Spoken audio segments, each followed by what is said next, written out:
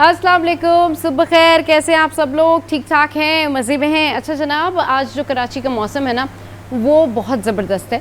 यानी कि सुबह के टाइम पे तो मौसम अच्छा हो जाता है और फिर दोपहर को वैसे ही गर्मी हो जाती है, लेकिन फिर भी फ़िलहाल अभी लोग यही कह रहे हैं कि भाई मौसम जो है ना वो बहुत अच्छा है और अल्लाह करे मौसम ऐसे ही अच्छा रहे। और जिस तरीके से महकमा मौसमियात की जानिब से कहा जा रहा था ना कि भाई बूंदाबांदी हो सकती है, कुछ इम्कान ज़ाहिर किया गया है, तो let's hope for the best कि बूंदाबांदी हो जाए तो थोड़ा ज़्यादा मौसम अच्छा हो जाएगा, या खुल के बारिश हो जाए तो मौसम अच्छा हो जाएगा। अच्छा जी, आज मैं आपसे ना एक बड़ी ज़बरदस्त रेमेडी शेयर करने जा रही हूँ और ये रेमेडी है उन लोगों के लिए जिनके सर में दर्द रहता है या फिर जिनको माइग्रेन का इशू है। अच्छा, माइग्रेन का इशू इस तरह से होता है कि लोगों को 3 से 4 दिन तक ये सर दर्द रहता है, आधे सर का दर्द होता है। और नॉर्मली भी जिन लोगों के सर में दर्द रहता है और वो कहते हैं कि जी ऑफिस जाते हैं, फिर ऑफिस से आते हैं सर दर्द हो जाता है, फिर वो चाय पीते हैं, थोड़ा बेहतर फील करते हैं, उन लोगों के लिए जो है रेमेडी है वो ये है कि उन्होंने ये करना है कि आइस क्यूब लेना है, यानी बर्फ़ का जो टुकड़ा है ना वो आपने लेना है और उसको आपका जो फुट है, यानी जो आपका पाँव है उसके बीच में, फुट के बीच में जो है रख के आपने उसको हल्का हल्का हल्का हल्का मसाज करना है, पहले एक पाँव पे और फिर दूसरे पाँव पे।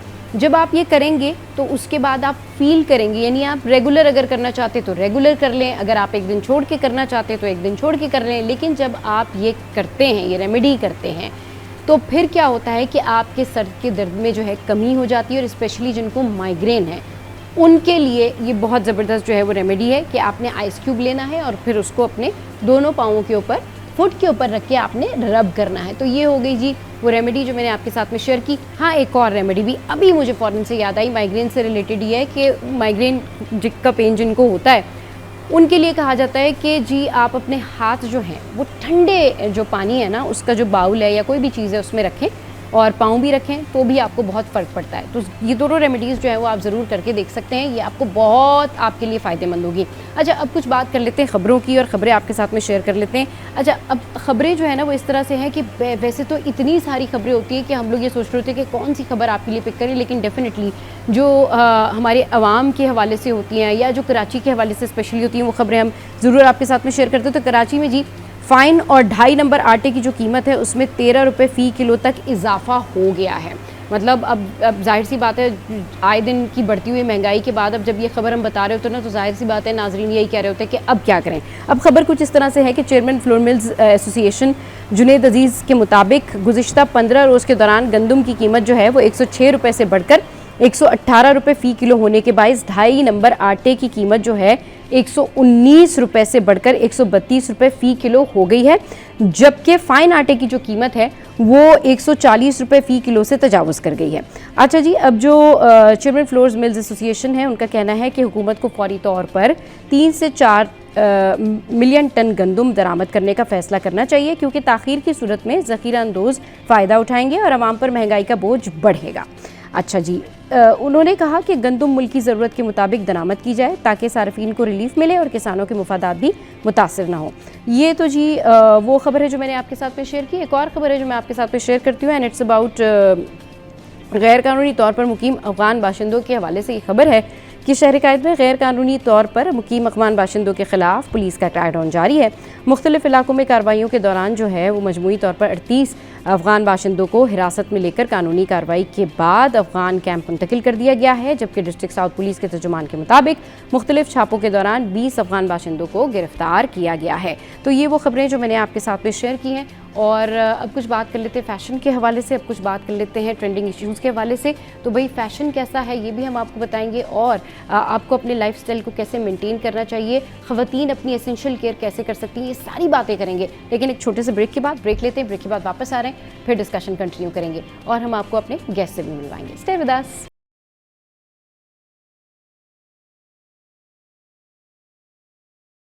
Welcome back. अब बात कर लेते हैं हम हेल्थ के हवाले से। अच्छा जी, ख़वातीन के हवाले से ऐसी बहुत सारी एसेंशियल केयर होती है जिसमें उनको अपना हेल्थ का ख्याल रखना बड़ा ज़रूरी है। ऐसी कई सारी चीज़ें होती हैं जो कि वो निगलेक्ट कर देती हैं, इग्नोर कर देती हैं और रोज़मर्रा ज़िंदगी में वो काम कर रही होती हैं और बस वो ये सोचते हैं कि ठीक है ये तो खुद ही ठीक हो जाएगा, ओके ये तो शायद हमें इस वजह से हो रहा होगा कि हमने ज़्यादा काम कर लिया, ये तो इस वजह से हो रहा होगा कि शायद हमें कोई जो है ना एक्सेसिव वर्क करना पड़ गया है, हम शादी में गए शायद इसलिए हम थक गए हैं।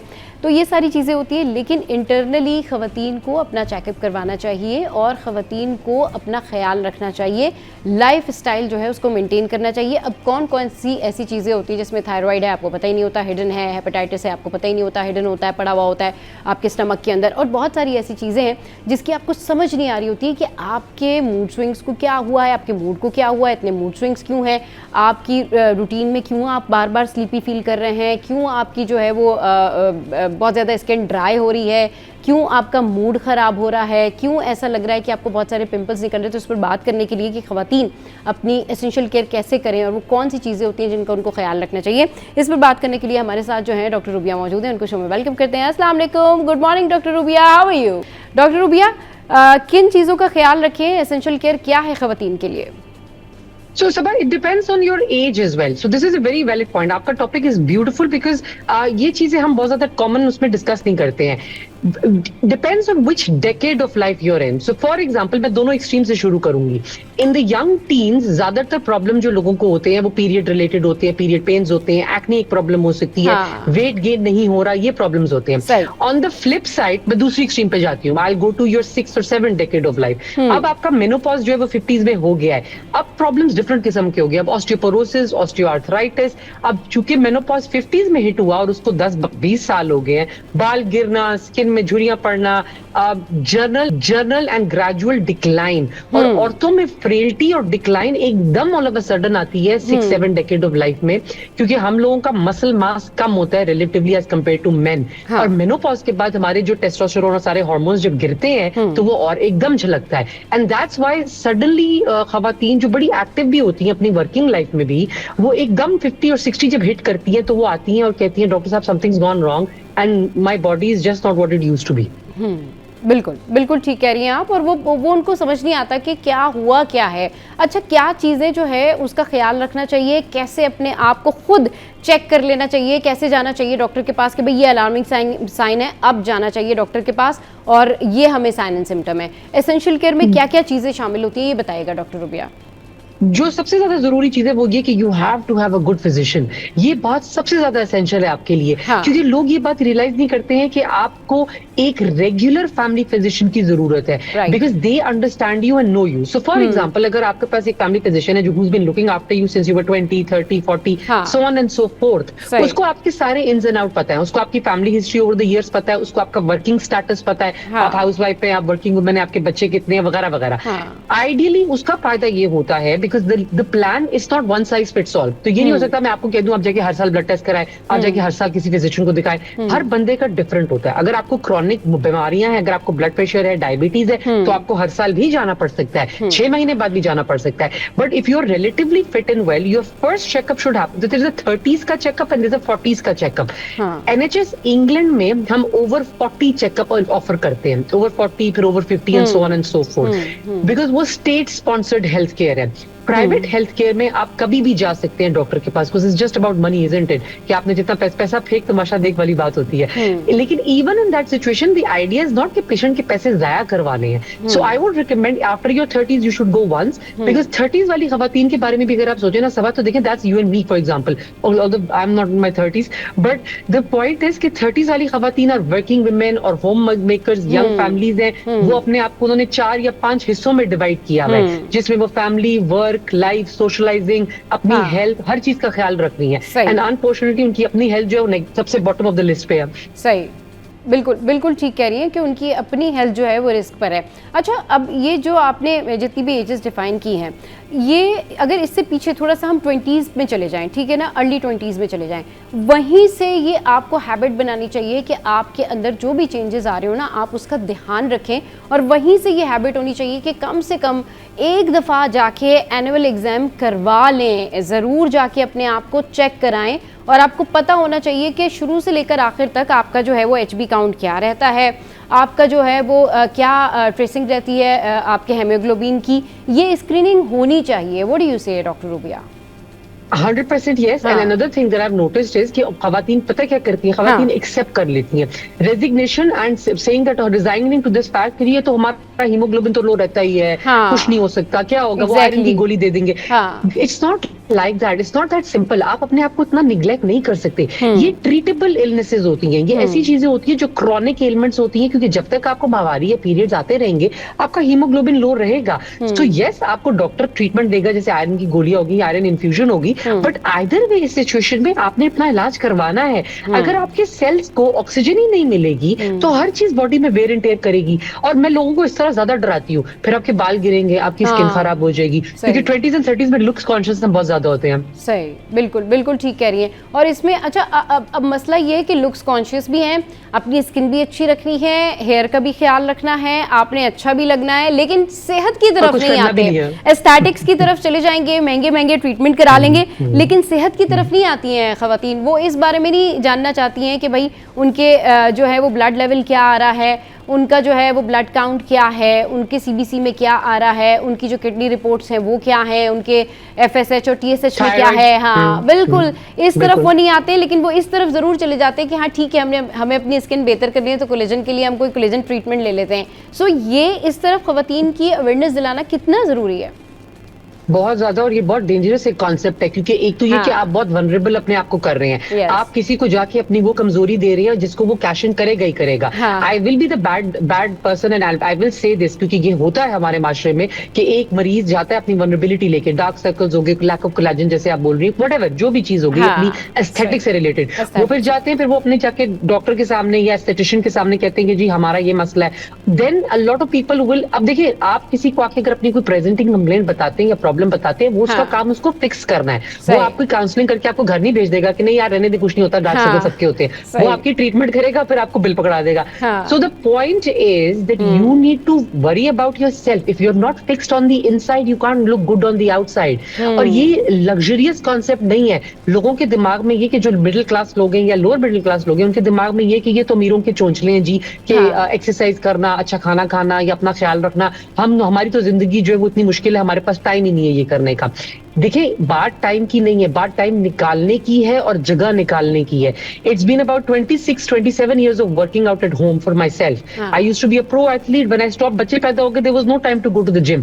मैं जिम मेंबरशिप्स नहीं देती हूँ, मैं घर पे वर्जिश करती हूँ। ये आपके दिमाग का कॉन्सेप्ट है, दिस इज नॉट समथिंग, आपके बहाने हैं सारे। I don't believe it's anything more than that. बिल्कुल। अच्छा, जब सुबह के टाइम पर खवातीन उठ रही होती हैं तो उनको ये चीज़ अपनी बड़ी जिम्मेदारी है, अच्छी बात भी है कि जी घर वालों के लिए नाश्ता बना के देना है, बाकी जो है अगर मेड ने आना है तो उसको किस तरह से हैंडल करना है, सारे काम बताने, सारी चीज़ें करनी है, मगर वो कभी भी इस बारे में अपना मी टाइम नहीं निकालती हैं कि भाई योगा कब करना है हमने, या हमने योगा नहीं भी कर सकते हैं तो उसके आसान स्टेप्स कैसे कर लें, बैठ के कैसे एक्सरसाइज कर लें, अपने लिए 5 या 10 मिनट हम कैसे निकाल लें, ये बड़ा ज़रूरी है। तो ये सुबह की जो एक्सरसाइजेज होती हैं ये कितनी यूज़फुल होती हैं?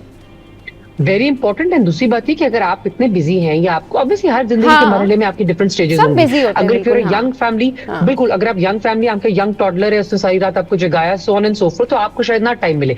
लेकिन मैं एक बड़ा जो I think as a good physician what I recommend to my patients is कि आप अपने लाइफस्टाइल पहले मुझे बताएं, फिर उसके ऊपर प्लान बनाएं। सो फॉर एग्जांपल, अगर आप बिजी यंग है, बेबी को स्ट्रोलर में डालें, मियां को साथ पकड़े, वॉक पे चले जाए, शाम को, रात को, व्हेनेवर, रात को खाना खाने के बाद निकल जाए। द पॉइंट बीइंग कि you need to make the plan as per your schedule, बजाय इसके कि आप अपने आप को हल्कान करें ये सोच के और गिल्ट फील करें कि यार मैं तो कुछ कर ही नहीं रहा। You need to figure out कि आप कहाँ चीट करके अपने आप को हेल्प कर सकते हैं। तो अगर आप वॉक करने जाए अपने स्पाउस के साथ, साथ आपकी गप्पे भी हो जाएंगी, आपका सारा जो है डिस्कशन और कैथारसिस भी दिन का हो जाएगा, they will feel better, you will feel better, और आपकी रिलेशनशिप भी बिल्ड होगी। So not just your physical health, your mental health also is important. तो मेंटल हेल्थ में भी उसको बूस्ट मिलेगा।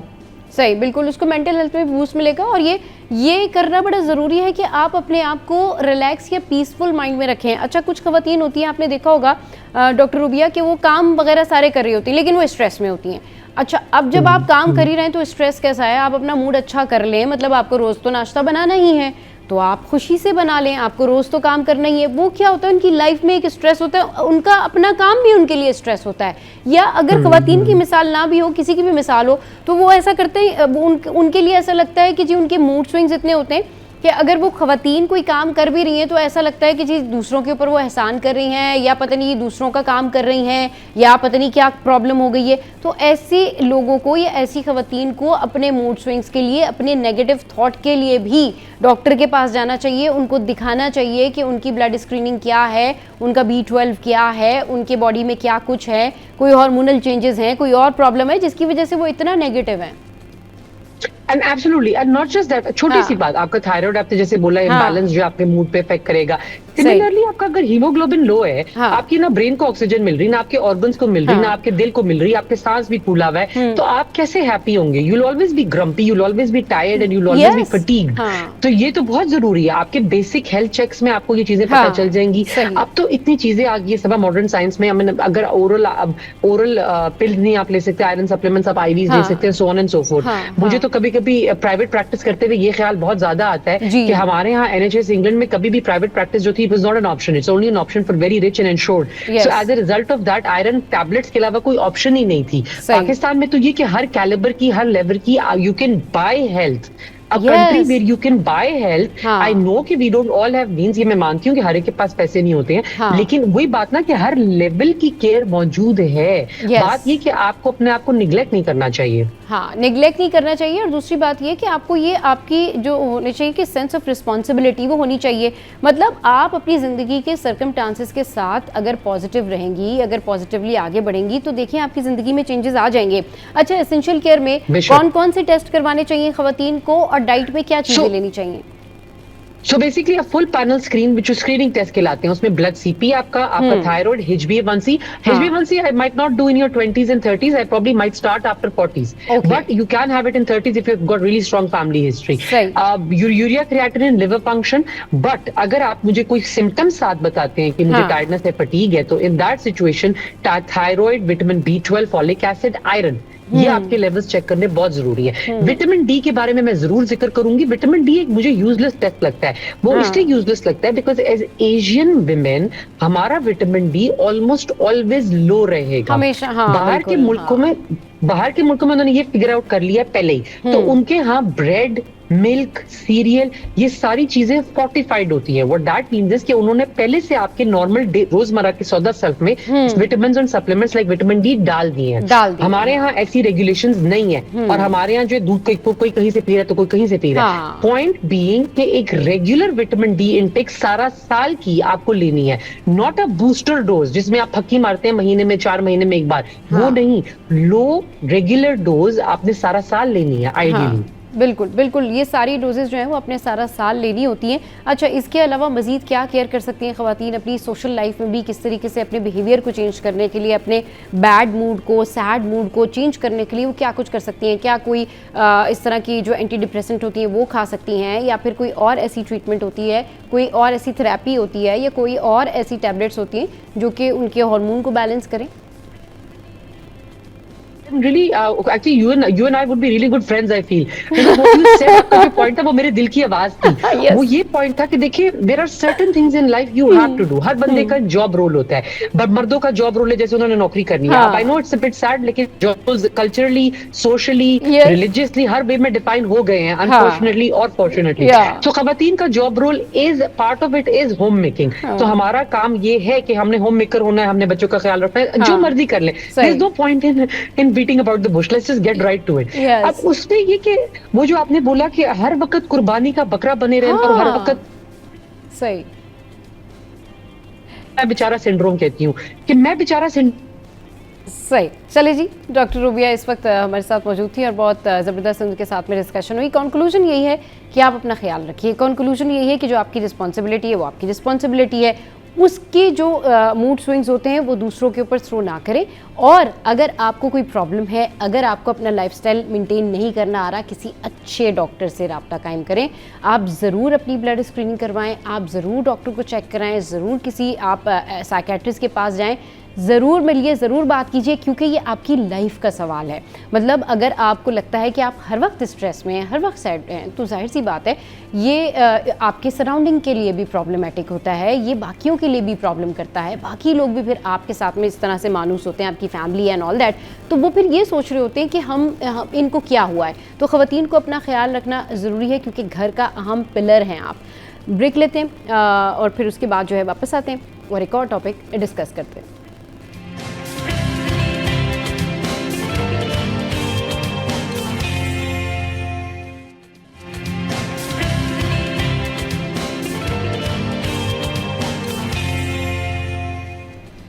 Welcome back. तो अब कुछ बात कर लेते हैं स्टाइलिंग के हवाले से कि किस तरह की ड्रेसिंग होनी चाहिए, कैसा स्टाइल होना चाहिए और आजकल क्या कुछ है। अच्छा, हमें ये भी पता होना चाहिए कि अगर हमने कोई दुपट्टा अच्छा लिया है, अच्छा दुपट्टा बाय किया है, तो उसके साथ हम ड्रेस कैसा बना सकते हैं। इस पर बात करने के लिए हमारे साथ जो है वो डिज़ाइनर एंड स्टाइलिस्ट हैं, महावश लहरी जो हैं वो मौजूद हैं। तो महा को वेलकम करते हैं। अस्सलाम वालेकुम महा, गुड मॉर्निंग, कैसी हैं आप? वालेकुम अस्सलाम, very good morning to you too. आप कैसी हैं? मैं बिल्कुल ठीक ठाक। अच्छा जी, ये बताइए आजकल क्या ट्रेंड में है, क्या स्टाइलिंग इन है? अच्छा, ट्रेंड और स्टाइलिंग तो वैसे ही चल रही है। बलून पैंट्स है, फर्शी शलवार है, हाँ। छोटे कुर्ते हैं, लॉन्ग काफ्तान्स हैं एंड अब तो फेस्टिव सीजन आने वाला है, शादियां आ जाएंगी and lot of bridals and formal clothes आएंगे। हम सोचे थे कि हम शायद बजट फ्रेंडली पे बात करेंगे। बिल्कुल बजट फ्रेंडली, तमाम बिल्कुल चीजों को ट्रेंडिंग और बजट फ्रेंडली स्टाइलिंग जरूर बात कीजिए, ऐड ऑन कीजिए। ये तो हमारा हर टॉपिक में होता है कि कम बजट में हम कैसे अच्छे स्टाइलिंग कर सकते हैं, ये बताइए। ऐसे कर लीजिए इसको। जी जी महा, आपको मेरी आवाज आ रही है? कि आप किस कदर क्या अच्छे लगते हैं। हाँ। जब आपको अपने बारे में पता होता है, महा आपको मेरी आवाज, मुझे आपकी आवाज थोड़ा सा फ्लक्चुएट कर रही है। देन यू कैन कम की चीजें आपको मिल रही हैं।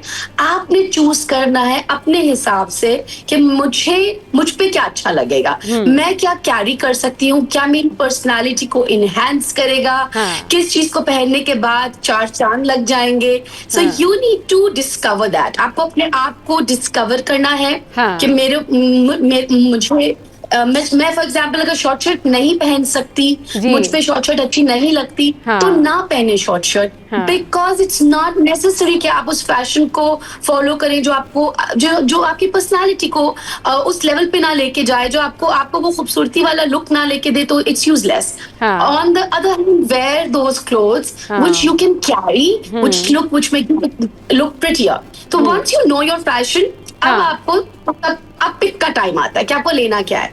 सही, बिल्कुल होता है कि हम में बहुत ज्यादा बायर्स जो होते हैं ना, वो इम्पल्स बायर होते हैं। इम्पल्स बायर से मुराद ये, मैंने एक बहुत अच्छी सी मॉडल एक्ट्रेस को एक आउटफिट देखा पहने हुए, मैं कहा, oh this is what I want to be, this is what I want to where.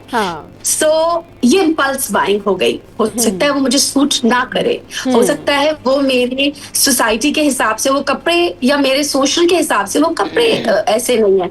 तो you need to be not an impulse buyer.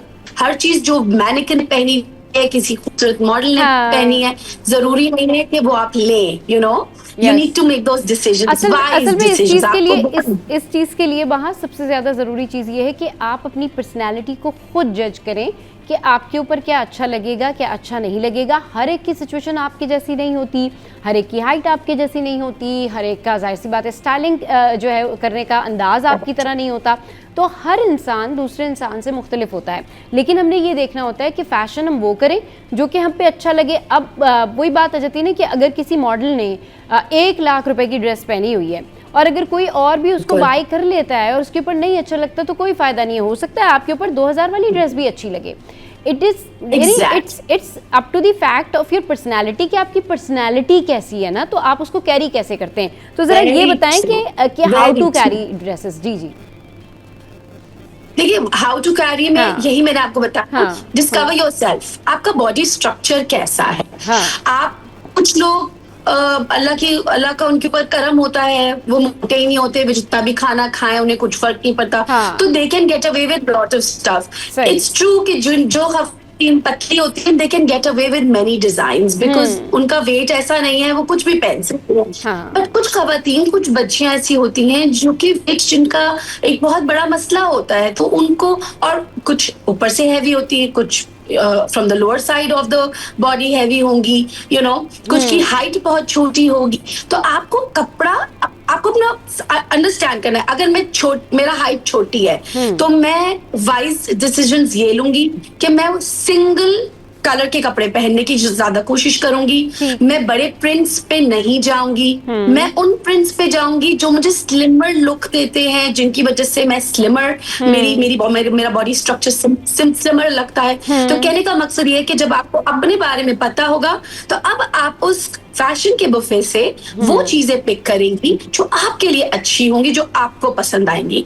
तो ये इम्पल्स बाइंग नहीं करनी, आपने कोई चीज देख ली वो आपने नहीं लेनी, आपने वाइज डिसीजंस लेने हैं। आपने देखना है कि अच्छा मैं ये चीज मुझे सूट करेगी और इस चीज को मुझे पहनने, you know, I would like to wear it. Yes, ये आपको तभी पता चलेगा जब आप कभी कुछ ट्राई भी करेंगे। You have to probably buy something, एक फैशन आपको अच्छा लगा, फर्शी आपको अच्छा लगा, किसी महंगे आउटफिट में ना लें फर्शी एक सिंपल सस्ते आउटफिट में लेने की कोशिश करें ताकि तो फिर आपको पता चलेगा दिस इज गोइंग ऑन। इसी तरीके से आपको ये आइडिया होना चाहिए कौन से ब्रांड्स पे कब सेल्स लगती हैं, कौन सी सेल्स को मैं यूटिलाइज कर सकती हूँ। आपको मार्केट के बारे में बहुत पता होना चाहिए।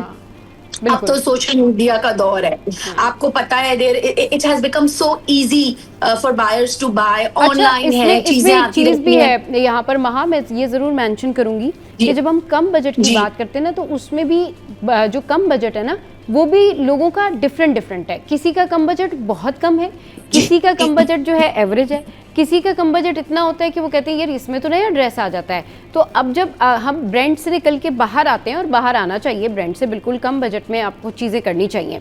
अब अगर आपको लगता है कि जी ठीक है, हमने फर्स्ट कॉपी लेनी है, हमने सेकंड कॉपी लेनी है, हमने थर्ड कॉपी लेनी है, तो उसमें भी बहुत सारी क्वालिटीज़ हैं।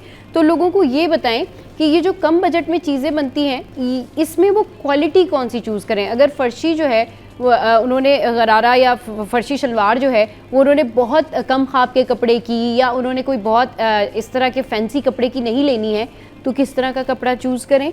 और फिर अगर उन्होंने बहुत ही उसको कम बजट में बनाना है तो क्या कॉटन में भी बन सकता है, इस हवाले से भी बताइए। इसी तरह से शर्ट भी और दुपट्टों के बारे में भी बताइए। ऑफ कोर्स ये वो जमाने चले गए। वेलवेट आप कराची में सिर्फ 2 या 3 महीने पहन सकते हैं, उससे ज्यादा भी नहीं पहन सकते। तो वेलवेट इज एन आउटफिट जो हमको देखना पड़ता है कि अच्छा हम समर्स में नहीं पहन सकते, हम उसको अदर मंथ्स में नहीं पहन सकते, मे बी विंटर की किसी एक आध शादी के लिए हम वेलवेट में इन्वेस्ट कर लेते हैं। वहाँ चले बिल्कुल ये रिस्टोरेशन के ऊपर जो है ना वो बात करते हैं कि कपड़े कैसे रिस्टोर कर सकते हैं, उनको कैसे दोबारा से काम में लिया जा सकता है। जो पुराने ड्रेसेस हैं अब वो ट्रेंड में है कि वो जो दादी और नानी के ज़माने के ड्रेसेस थे ना, वो लोग उसी तरह से, अगर किसी का दुपट्टा रह गया तो दुपट्टे के साथ में वो कमीज शलवार ले रहे हैं, या फिर गरारा है तो उसके साथ शर्ट बना रहे हैं। इस पर करते बात, लेकिन एक छोटे से ब्रेक के बाद, आपने कहीं नहीं जाना, हम अभी वापस आ रहे हैं।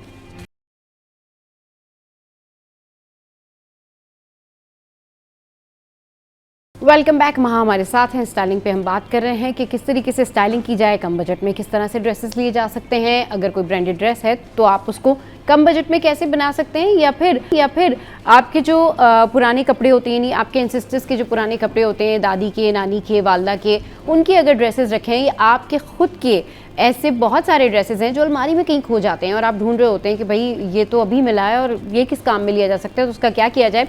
महा से पूछते हैं, महा किस तरीके से डिज़ाइन किए जा सकते हैं, मिक्स मैच कैसे किया जा सकता है। अच्छा देखिए, हम रिस्टोर करने पे बात कर रहे थे। ये अब एक बाकायदा फैशन स्टेटमेंट बन गया है कि विंटेज को कैसे हम रीयूज करते हैं और उसको हम दोबारा से इस्तेमाल में लेकर आ रहे हैं। वो बिकॉज विंटेज कपड़े तो लिटरली सोने और चांदी के तारों से बनते थे। तो आई डोंट नो किसी के पास हो तो you know they are privileged. तो ये प्रिविलेज्ड है कि आपने अपनी नानी या दादी या इवन वालदा का कोई ऐसा जोड़ा जो कि बहुत खूबसूरत और बहुत बारीक और बहुत नफीस उस पे काम हुआ है, उस काम को आपने रिस्टोर किया, उस काम को आपने अब आप ये काम खुद भी कर सकते हैं। आप चाहें तो किसी लो बजट या फ्रेंडली बजट डिजाइनर के पास जाकर उसके साथ मिलके इसको, बिकॉज आपको डेफिनेटली इसमें कारीगरों की जरूरत होगी जो आपको हेल्प करेंगे। हाँ। ये दोबारा से अड्डे पे लगेगा, कपड़ा या तो ट्रांसफॉर्म होगा या कुछ बूटियां जो खराब हो गई होंगी वो दोबारा से बनाई जाएंगी। तो ये आपके पास एक बहुत अच्छा तरीका है हाँ। अपने पुराने कपड़ों को इस्तेमाल करने का, रीयूज करने का। और मिक्स मैच, जैसे कि मैं आपको बता रही हूँ कि मिक्स मैच तो एक ऐसी चीज है कि अगर आपने अपनी क्लोजेट खोली तो इतने नए जोड़े आपके निकल आएंगे। हाँ। बिकॉज किसी की शलवार, किसी और अब अभी एक और सबा फैशन इस वक्त है हाँ। कि प्रिंटेड शलवार जो है वो प्लेन कमीज और दुपट्टे के साथ पहनी जा रही है। सही। You can do that. और हमेशा से ये तो था कि प्रिंटेड कमीज और दुपट्टे के साथ प्लेन शलवारें या प्लेन पैंट्स होती हैं। कुछ एसेंशियल्स होते हैं अलमारी के। एसेंशियल से मुराद है कि कुछ चीजें आपके पास होना लाज़िम। अच्छा, मैं वहाँ ये सोच रही थी कि बहुत सारी खवातीन जो है ना, उनकी जो वार्डरोब है उसमें चुनरी के दुपट्टे भी बहुत सारे होते हैं। अभी क्या स्टेटस है चुनरी के दुपट्टों का? चल रहे हैं, इन है, नहीं है? मतलब उसके साथ कोई कमीशलवार बनाया जा सकता है या नहीं? अभी थोड़ा आउट ऑफ फैशन है। नो ऑफ कोर्स चुनरी is very much in fashion. चुनरी चुनरी पे लोग मुकेश करवा रहे हैं। चुनरी के ऊपर मुकेश होती है, उसके बाद मरोड़ी की लेसें लगकर वो और एनहांस। अब ये आप पर, आप उसको थोड़ा, आपका फैशन स्टेटमेंट लाउड है। कुछ लोग लाउड पहनते हैं, less is more for them. And कुछ लोगों के लिए more is they would love to maximize it. तो ये आप पर है कि आप मिनिमलाइज करना चाहते हैं या मैक्सिमाइज करवाना चाहते हैं। वही चुन्नी का दुपट्टा हल्की सी बे के साथ आप पहनना चाहते हैं, बिल्कुल पहने। अदरवाइज वही दुपट्टा इतना हैवी किया जा सकता है, उसमें मुकेश ऐड की जा सकती है, उसमें मरोड़ी के लेसेस एंड में ऐड करके उसके बाद चटापट्टी की फिनिशिंग देकर पूरा प्रॉपर तरीके से, ऐसे जैसे कि आपको किसी डिजाइनर ने बना के दिया है। You can always do that with that dupatta of yours and reuse it. उसके नीचे आप गरारा बनवा सकती हैं, उसके नीचे आप फर्शी शलवार के साथ छोटी शॉर्ट शर्ट भी पहन सकती हैं। लहंगे और चोली के साथ भी उसका इस्तेमाल किया जा सकता है। तो ये आपके ओकेजन पे भी डिपेंड करता है। अच्छा, दूसरी चीज सब, एक और चीज मैं आपको बताऊंगी। Last minute shopping can be very expensive, क्योंकि लास्ट मिनट आपको एकदम याद आया और आपने कहा यार मुझे इस शादी में मैंने कपड़े बनाने हैं, तो अब लास्ट मिनट है, अब आपके पास टाइम नहीं है, आप डिसीजंस जल्दी नहीं ले सकेंगी। आप जल्दी कुछ भी पिक करेंगी, बनाएंगी, वो चीज भी शायद ना आए। Plan yourself for occasions. अब हमें पता होता है तो दिसंबर में या वेडिंग सीजन में शादियां आनी ही है, तो फिर आप थोड़ा थोड़ा करके किसी कपड़े में इन्वेस्ट कर लिया करें। कोई छोटे मोटे चीजों में, किसी अच्छे कपड़े में इन्वेस्ट करके रख लिया, या कोई अच्छा हाथ का काम किसी अच्छे कारीगर को, बजट फ्रेंडली कारीगर को देके बनवाने में डाल दिया। इस तरह से भी आपके बजट्स में बहुत फायदे होते हैं। अच्छा सबा, एक और चीज पता है, होम इकोनॉमिक्स एक सब्जेक्ट होता था और है। बिल्कुल, मेरी अम्मी का फेवरेट सब्जेक्ट था वो। और मेरी अम्मी के जो होम इकोनॉमिक्स के जो जर्नल वगैरह हैं वो रखे हुए भी हैं और वो अभी तक भी वो हमें दिखाती है। बिल्कुल, अम्मी अभी तक भी दिखाती हैं और बता रही होती है कैसे मैंने इसके अंदर वो स्वेटर और वो सारी चीजें बना के जर्नल में लगाई होती छोटी छोटी। जी, तो वो एक बहुत बेहतरीन सब्जेक्ट है। वो आप उसको पढ़ने की भी अगर पढ़ सकते हैं तो very good. Otherwise there so much material available online. आप होम इकोनॉमिक्स में देखेंगे और सुनेंगे और समझेंगे। जैसे हमारी वालदा होती है, बकरा ईद आने वाली है, टमाटर पहले से खरीद के रख लो बिकॉज बहुत महंगे हो जाएंगे, कट लेके रख दो, फ्रीज कर दो। ये इसी तरीके से कपड़े पे भी अप्लाई होता है। आपको लगता है कि वेडिंग सीजन में कपड़े महंगे हो जाएंगे, दर्जी सादा चार्ज करेगा, तो आप रमजान में ईद के कपड़े ना सिलवाएं, आप रमजान से पहले सिलवा। रमजान से पहले बेस्ट टाइम है कि आप ईद की शॉपिंग रमजान से थोड़ा सा पहले कर लें, तो ये है कि फिर आपकी इबादतों में भी खलल नहीं आता, रोजे भी आपके अच्छे गुजर जाते हैं, बाजारों में फिर उस तरह से नहीं गुजर रहे होते। बचेंगे। सही, ये तो है। अच्छा महा, मैं एक और चीज आपसे पूछना चाह रही थी। तो सेल्स, अच्छा मैं एक और चीज आपसे पूछना चाह रही थी महा, आपको प्लान पर वेलवेट जो है, वेलवेट लेने का बेस्ट टाइम कौन सा है? जब सस्ती या सेल में आपको वेलवेट के ड्रेसेस मिल जाते हैं, क्योंकि यही वेलवेट विंटर में आपको बहुत महंगे वेलवेट के ड्रेसेस मिल रहे होते हैं, बट ऑफ सीजन में इसके ऊपर सेल भी होती है और अगर आप अनस्टिच भी ले रहे हैं तो भी ये सस्ती मिल जाती है।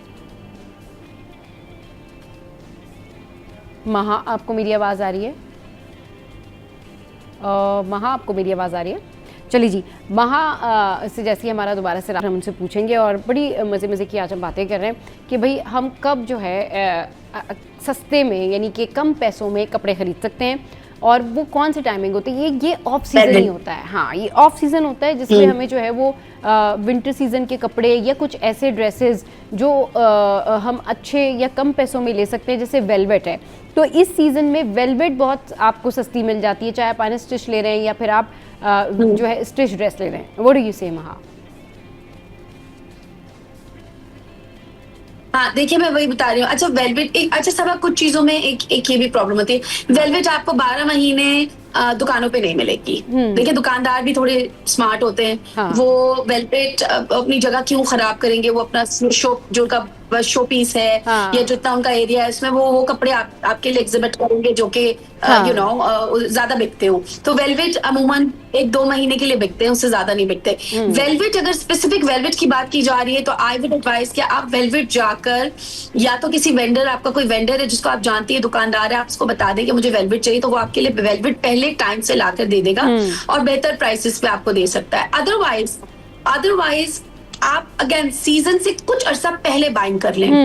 वेलवेट आ जाएगी मार्केट में अक्टूबर सितंबर के एंड और अक्टूबर में आपको वेलवेट आहिस्ता आहिस्ता दिखने लगेगी, लेकिन आपको वेलवेट की जरूरत महसूस नहीं होगी, बिकॉज स्पेशली इन कराची तो अक्टूबर तो समहाउ थोड़ा गर्म होता है हमारे पास। तो हमें लगता है कि नहीं सितंबर में भी गर्मी रहती है, अक्टूबर के मिड से मौसम चेंज होना शुरू होता है, 17-18 अक्टूबर के बाद से थोड़ा मौसम चेंज होना शुरू होता है। यस, हाँ, exactly. So that is a time you should invest in a velvet, as told earlier, कि आप टाइम से थोड़ा पहले शॉपिंग करेंगे तो आपके बजट बेहतर रहेंगे। अच्छा, कुछ लोग तो जैसे मुझे कोई चीज अगर बहुत पसंद होती है, मुझे एक दुपट्टा है जो हाथ के काम का है, बहुत महंगा है, तो वो मैं बहुत पहले लेकर रख लेती हूँ एंड देन स्लोली ग्रेजुअली मैं फिर बाद में उसके कपड़े, बिकॉज लेकिन ये ज्यादातर वेडिंग वेयर्स, फेस्टिव वेयर्स या ईद की तैयारी के वक्त ऐसा होता है कि चूंकि उस वक्त हम जरा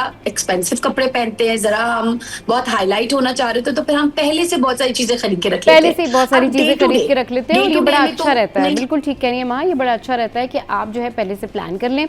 अगर किसी आपने वेडिंग में जाना है, आपको पता तो होता ही है, ख़ानदान की जो शादियाँ होती हैं 5-6 महीने पहले पता होता है कि भाई यहाँ इस फैमिली में शादी होने वाली है और हमने जाना भी है, तो उससे पहले आप अपने ड्रेसेस जो है वो प्लान कर लें, तो बड़ा अच्छा रहता है। कम बजट में भी अच्छे कपड़े बनाए जा सकते हैं। बहुत शुक्रिया माँ आपके कीमती वक्त के लिए। चलिए जी, शो में अब तो ब्रेक का, ब्रेक के बाद वापस आएंगे, हेडलाइंस ब्रेक के बाद वापस आएंगे, फिर करेंगे ढेर सारी बातें। कहीं नहीं जाना, आपने हमारे साथ रहना है।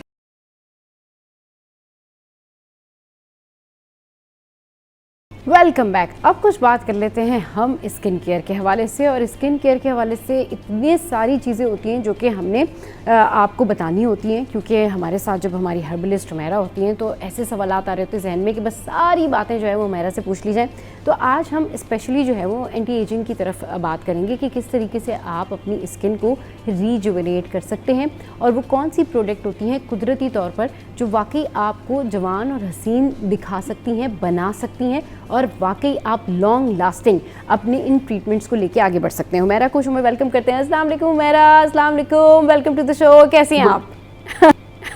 वालेकुम अस्सलाम, कैसी हैं आप? मैं तो बिल्कुल ठीक ठाक। मैं बिल्कुल ठीक ठाक। अच्छा हुमैरा, ये बताइए कि आपकी बड़ी ज़बरदस्त रेमेडीज़ होती हैं, चाहे आप स्किन केयर के हवाले से बात करें, हेल्थ के हवाले से बात करें, या फिर आप किचन के जितने भी टोटके होते हैं उस हवाले से बात करें। तो आज हम ये बात कर रहे हैं कि लोग जो हैं जहाँ पर अपनी स्किन को वाइट करने के चक्करों में लगे हुए हैं कि जी गोरा रंग, वहीं लोगों में अब एक और भी बहुत ज़्यादा कॉन्सेप्ट इन हो रहा है और ट्रेंड है कि जी अब जो प्रोडक्ट यूज़ की जाए वो एंटी एजिंग होनी चाहिए, हमें जो है वो यंग दिखना है, हमें जो है वो ग्लास स्किन हमारी नज़र आनी चाहिए। तो उसके लिए क्या होम रेमेडी है, क्या ट्रीटमेंट्स हैं?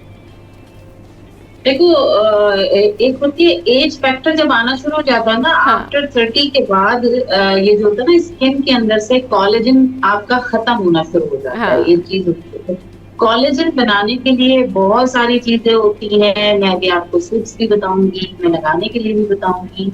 अपनी स्किन तो हम लोग जो है ना, हमारे यहाँ बस ये कॉन्सेप्ट है कि आपने अप्लाई कर लिया, लगा लिया, बस ये काफी है।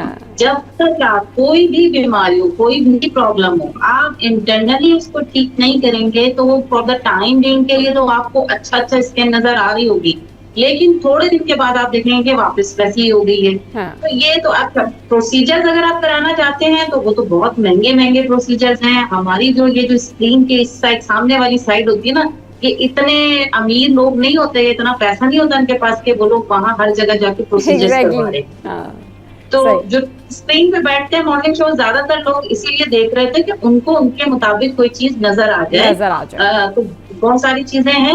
मैं कोलेजन बनाने के लिए, एक तो कोलेजन पाउडर आजकल बहुत मशहूर हुआ है कि आप किसी भी फार्मासिस्ट के पास जाएं या किसी भी मार्केट में चले जाएं, आपके पास कोलेजन पाउडर बहुत महंगे मिल रहे हैं। हाँ। लेकिन घर में आप इजीली इसको बना सकते हैं कोलेजन पाउडर को। उसमें सिर्फ और सिर्फ सारे मगजियात जिसे कहते हैं हम, बीज, हाँ। वो होते हैं और आपके नट्स होते हैं, ठीक है ना। उसको मैं हमेशा बताती हूँ, कद्दू के बीज हो गए, आपके सनफ्लावर सीड्स हो गए, आपका सफेद तिल हो गया, आपके पास अलसी हो गई, आपके पास अखरोट हो गए, बादाम, जितने नट्स हैं आप चाहें थोड़े थोड़े मुट्ठी भर ले सकते हैं। सही। ये सारी चीजों को आप तवे पे रोस्ट करके थोड़ा सा भून लीजिए। उसके बाद भूनने के बाद आपने इसको ठंडा करना है, इसको पाउडर बनाना है। आप देखेंगे इसके अंदर थोड़ा थोड़ा, हर नट्स के अंदर थोड़ा थोड़ा ऑयल मौजूद होता है। जब आप तोड़ेंगे आपको फील होगा। तो ये जो ऑयल है ना, यही आपकी स्किन पे जाके काम करेगा। ये आपने सुबह पाउडर एक ग्लास दूध या 1 कप दूध के साथ आपने रोजाना सुबह इसका डेली आप रूटीन बना लें कि आपने इंटेक करना है इसको। ये आपकी हड्डियों के लिए भी बहुत अच्छा है, आपकी बोन्स के लिए बहुत अच्छा, आपकी स्किन के। कोलेजन जब खत्म होना शुरू होता है ना, जब आपने एक एप्पल देखा होगा कि एप्पल जब रखे उस सुकड़ना शुरू हो जाता है तो स्किन कैसी हो जाती है, बिल्कुल मुरझा जाता है। हाँ, सही, बिल्कुल। हाँ, तो वो आपकी स्किन में से ना मॉइस्चराइजेशन खत्म हो जाती है। एक तो हमारे यहाँ जितनी भी मैं खवातीन कहूंगी घर में जो हमारी स्क्रीन के ऊपर देख रही हैं, वो अपने ऊपर कोई तवज्जो नहीं देती हैं, सिवाय इसके कि महीने में 1 दफा पार्लर चले गए, बस जी काम हो गया। सही। आपको अगर आपको पता है आपको अपनी स्किन जज करनी है, आप उसको जज कीजिए। सुबह उठते साथ ही आप अपनी स्किन को जज करिए। आपकी नोज पे अगर आपको पसीना फील हो रहा है तो वो टी जोन एरिया आपका ऑयली है, बाकी आपकी स्किन ड्राई है। और अगर पसीना फील नहीं हो रहा तो ऑब्वियसली आपकी स्किन ड्राई है। और बहुत ज्यादा फेस में पसीना आ रहा है तो इसका मतलब बहुत ज्यादा ऑयली है। तो ये जज करने का तरीका होता है। आपको खुद पता चल जाएगा आपकी स्किन टाइप क्या है। विटामिन सी से भरपूर फ्रूट्स आ रहे हैं, वो लें आप लोग सारे। सही। विटामिन सी, हाँ। अच्छा, विटामिन सी जो है बहुत सारे लोग ये कहते हैं उनको सूट नहीं करता, ये किस बुनियाद पर कहते हैं और क्यों, क्या होता है लोगों में कोई डिफरेंट प्रॉब्लम्स होते हैं जिस वजह से विटामिन सी जो है वो सूट नहीं करता? खाने की बात नहीं करी मैं, लगाने की बात करी। लगाने की बात मुझे पता है। विटामिन सी सूट इसलिए नहीं करता है कि उसके अंदर एक तो हमारे यहाँ ये होता है ना कि लेमन बताया है किसी ने, तो लेमन लेके बस डायरेक्ट अप्लाई कर दिया। अरे भाई, आपको किसी चीज में अगर लेमन ऐड करना है तो 2 से 3 ड्रॉप्स ऐड कर लो, काफी है आपकी स्किन के लिए। दूसरी चीज ये है कि ये जो हमारे यहाँ तरह तरह की गोरा करने की क्रीम्स लगा के अपनी स्किन को बर्बाद कर लिया ना, कि आपकी स्किन तो बहुत व्हाइट नजर आ रही है लेकिन वो आपकी स्किन सेंसिटिविटी की तरफ चली गई है। क्योंकि लेयर्स खत्म, हमारी स्किन की 7 लेयर्स होती हैं। जब हम इस तरह की कोई स्टेरॉइड्स वाली चीजें लगाना शुरू करते हैं तो वो लेयर्स एक के बाद एक खत्म होना शुरू हो जाती है, जिसमें आपका क्या होता है, जो हमारी यूवी रेस की प्रोटेक्शन होती है, सूरज की शुआओं की प्रोटेक्शन होती है, हीट की प्रोटेक्शन होती है स्किन की, वो खत्म होना शुरू हो जाती है। जब आप विटामिन सी उस स्किन पे लगाएंगे तो आपकी स्किन इरिटेट करेगी, आपकी स्किन में जलन फील होगी, आप कभी धूप में भी निकलेंगे तो आपको मिर्चें लगेंगी आपकी स्किन पे, तो वो स्किन सेंसिटिव हो जाती है। तो ऑब्वियसली सेंसिटिव स्किन पे विटामिन सी कभी भी ना लगाएं। कभी भी कोई चीज, मैं भी बता रही हूँ, कोई भी बता रहा हो, तो पैच टेस्ट जरूर कर लें। यहाँ कान के पीछे आपका पैच टेस्ट होता है या फिर आपकी ये वाली जगह पे पैच टेस्ट होता है। यहाँ कर लीजिए पैच टेस्ट को। पैच टेस्ट के बाद आपको पता चल जाएगा इरिटेशन हो रही है या नहीं है, फिर आप इसको अप्लाई करें। अच्छा, दूसरी चीज मैं कोलेजन का बता रही हूँ। कोलेजन आपको पता है बहुत ज्यादातर किस चीज में होता है। हमने हड्डियों का सूप पीना छोड़ दिया है, चाहे वो मटन की हो, चाहे वो बीफ की हो, चाहे वो चिकन की हो। चिकन की जो पंजे होते हैं, पंजों के अंदर बेहतरीन कोलेजन होता है। चिकन के पंजों के अंदर? ओके जी, चिकन के पंजे आप गले साफ करके मंगवा लें, आप लाके उसका सूप बना लीजिए। आपने ये इंटेक करना है, बेहतरीन कोलेजन इसके अंदर होता है। मटन की हड्डियां जो हम लोग उसका हम पाए बनाते हैं, हम खाते हैं। हाँ। अब तो बस ये हो गया ना जी, पाए नहीं खाने, आज हाँ। कोलेस्ट्रॉल बढ़ गया हमारा। हाँ, ये सही, तो आजकल बिल्कुल कॉन्शियस भी तो बहुत लोग हो गए ना इन सब सही, चीजों को लेकर। सही। तो आप हड्डियों का शोरबा बनाएं, हड्डियों का सूप बनाएं, ये अपनी रूटीन में, आप रूटीन लाइफ में डालें, आपने इंटेक लेना है ये सारी चीजें, हाँ। तभी आपका कोलेजन बढ़ेगा। ओके। कोलेजन ऐसे नहीं है कि आपने सिर्फ कोलेजन पाउडर ले लिया या स्किन पे चीज अप्लाई कर ली तो आपका कोलेजन वापस आ जाएगा। उसके साथ साथ, खाने के भी साथ साथ और लगाने के भी साथ साथ, मैं ये कहती हूँ कि आपको फिजिकल एक्सरसाइज भी बहुत जरूरी है और आपकी फेशियल एक्सरसाइज भी बहुत जरूरी है। हाँ, फेशियल फेशियल एक्सरसाइज, एक्सरसाइज बिल्कुल। लोगों को फेशियल पता ही नहीं एक्सरसाइज, होता। हाँ हुमैरा फेशियल एक्सरसाइज के बारे में भी बात करेंगे, मजीद कोलेजन के हवाले से बात करेंगे कि और किन चीज़ों से कोलेजन मिल सकता है। ब्रेक लेते हैं, ब्रेक के बाद वापस आ रहे हैं।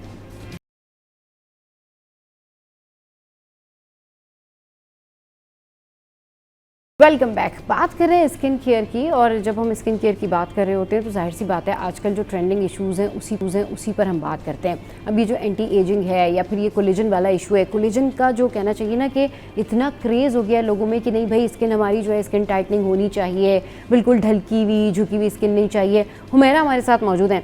हुमैरा, आप बात करी थी कोलेजन के हवाले से कि कौन कौन सी चीज़ों से हमें कोलेजन मिलता है, और दूसरा ये कि स्किन केयर करने का बेहतरीन तरीका क्या है। भाई लोगों को ना बेहतरीन स्किन चाहिए, या आपको भी पता है, मुझे भी पता है, आप कितनी दफ़ा इस बारे में बात कर चुके हैं कि रंग तो गोरा चाहिए, मतलब उसके ऊपर तो कोई कॉम्प्रोमाइज़ है ही नहीं, लेकिन यंग लुक भी चाहिए।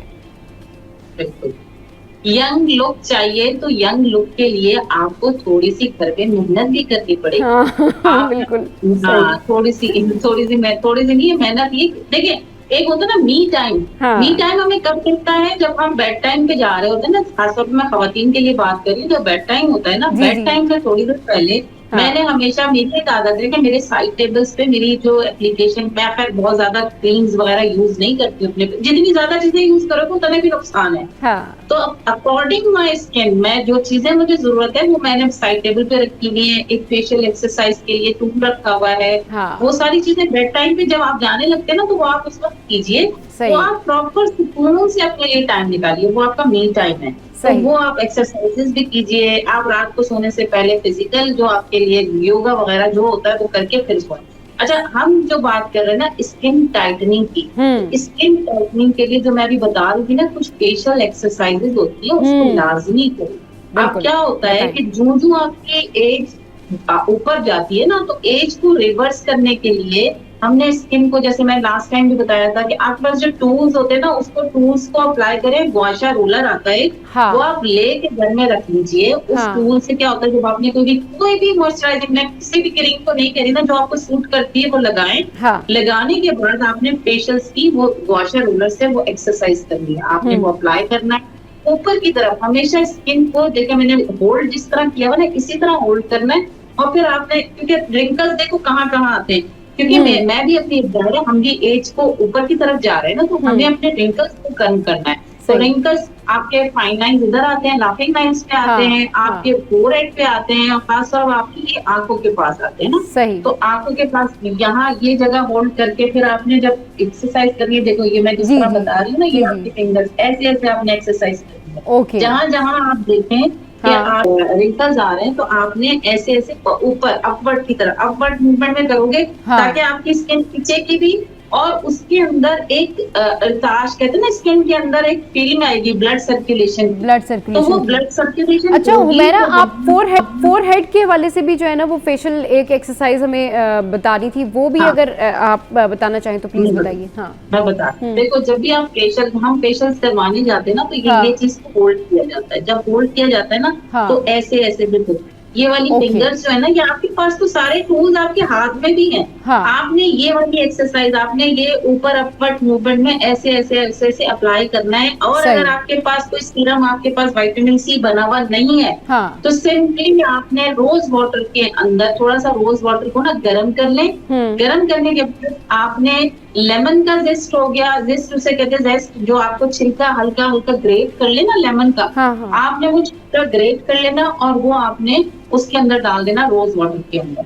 अगर आपके पास रोज वाटर, मैं तो हमेशा घर में बनाती हूँ, रोज पेटल गर्म पानी में डाल दीजिए, मुट्ठी भर के धो के अच्छी तरह, और फिर उस पानी के अंदर आपने लेमन जेस्ट डाल देना है। आप देखिएगा वो डिप होके थोड़ी देर ढक के रख दीजिए, पानी को उबाले नहीं, गर्म पानी करके आपने बंद कर देना चूल्हा। फिर ये दोनों चीजें डाल के आपने पेटल्स को और वेस्ट को डाल के रख दीजिए। इसका जितना भी अरोमा होगा ना निकल आएगा, वो छान के आपने ये आपका सीरम है, रात को रोजाना लगा के ये फेशियल एक्सरसाइज करके आपने सोना है। लेमनेड बना के पिए, गर्मी का मौसम है, आपकी स्किन के लिए भी अच्छा, आपकी हेल्थ के लिए भी अच्छा, आपके हार्ट के लिए बहुत अच्छा है। तो लेमनेड बना के पिए।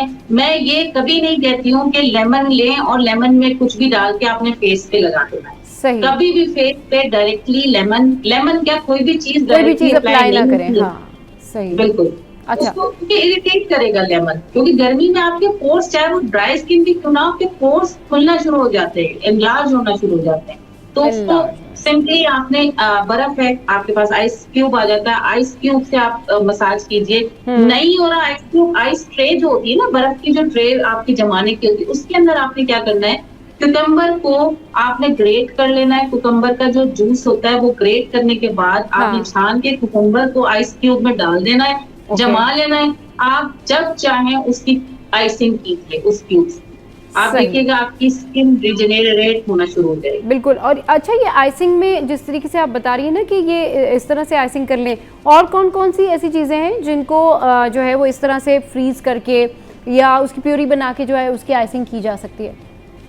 बहुत सारी चीजें हैं। अब जैसे अगर आप क्यूकम्बर के जूस के अंदर ही जिन लोगों की स्किन ड्राई होती है, तो आपने क्या करना है, आपने अलसी को भून के आपने उसका पाउडर बना लेना है। और उस पाउडर के बाद जब आपने ये क्यूकम्बर का जूस निकालेंगे, थोड़ा सा पानी लें, आधा ग्लास, उसके अंदर आपने वो जूस डाला बना के और वो पाउडर डाल दिया। जब वो पाउडर जेल की शक्ल इख्तियार करने लग जाए तो वो आपने आइस क्यूब में डाल दिया, वो उसको जमा लिया, और उसके बाद उसी की आपने बर्फ से मसाज करना शुरू कर दिया। उससे क्या होगा कि वो जो आपने अलसी है ना, उसके अंदर जो जेल है वो आपकी स्किन के अंदर एब्जॉर्ब होना शुरू हो जाएगा, और वो जेल बेहतरीन होता है आपकी स्किन की मॉइस्चराइजिंग के लिए। आपकी स्किन के लिए जो आपको विटामिन ई की जरूरत होती है वो उससे मिल रहा होता है आपको। अलसी खाएं भी और अलसी लगाएं भी, अलसी खाएं भी लगाएं भी, सही, बिल्कुल बिल्कुल। अच्छा, जिनके चेहरे पर बहुत ज्यादा एक्सेसिव हेयर्स होते हैं हुमैरा, उनको क्या करना चाहिए? वो लोग देखें वो वैक्स बार बार करा रहे होते हैं, थ्रेडिंग करा रहे होते हैं, स्किन उनकी और जो है ना वो थोड़ा सा हार्ड लुक दे रही होती है,